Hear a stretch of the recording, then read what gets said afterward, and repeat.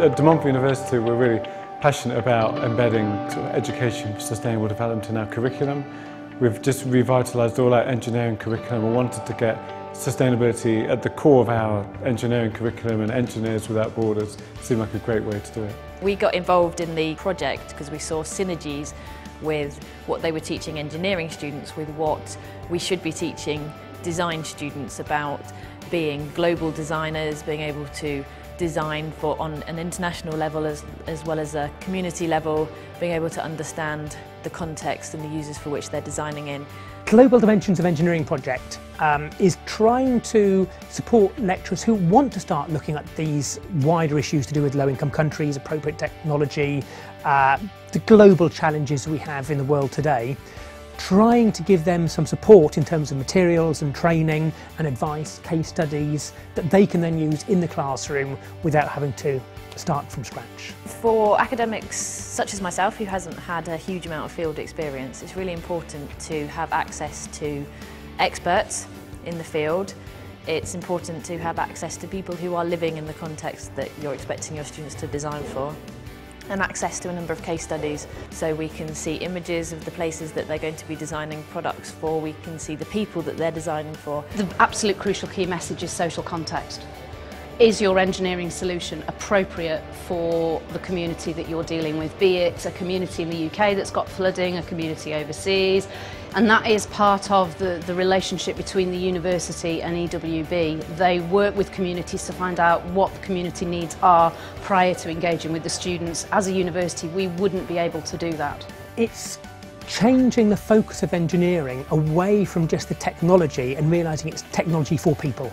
It's actually bringing engineering to life, because with a little bit of technology you can actually demonstrate the whole of the project cycle from design, construction and delivery in a very small area, and that brings the whole of engineering into something that's manageable, that you can actually describe in a much shorter time. Well, when we start talking to students about engineering development, one of the really interesting things there is A, get them excited, B, share their passion, and C, make them understand that even the little things they do can actually have a significant impact. By working together through Engineers Without Borders and other organizations, other NGOs, they can actually make a difference. You see the real aspect of what you're building straight away, so it's not just a project you're doing just for fun, but it's something that helps other people, so it's rewarding. If you're dealing with engineers, especially young engineers, they want to make a difference. And in low-income countries, a small bit of engineering can make a huge difference to people's lives. The students we have are just totally engaged. They just love it. Every year we have 50, 60 students engaged, of which about 10 end up going out to Africa to do project work, because nothing actually beats the experience of being out there and trying to solve the problems on the ground. Some of the things they take away are amazing, a much greater social responsibility. So we've had students where large global corporations have been presenting their graduate schemes, and our students that have been on the EWB Challenge or worked with EWB have stood up and challenged these large global organisations and said, what's your corporate social responsibility strategy? Do you actually work with local communities when you're doing global projects? And that's just phenomenal.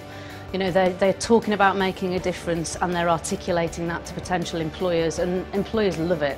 We're seeing time and time again now that employers are wanting graduates who've got a strong sense of social and environmental responsibilities. The challenge of energy, climate change are all on companies' agendas, and the trick is actually now to get students to understand that this is what employers are looking for. I think for the future of humanity, for the future of the planet, this is the way engineering has to go. I've had students who've said, now I've done this, I really want to stay and be an engineer that makes a difference. That's why you need to work with the Global Dimensions project and work with EWB.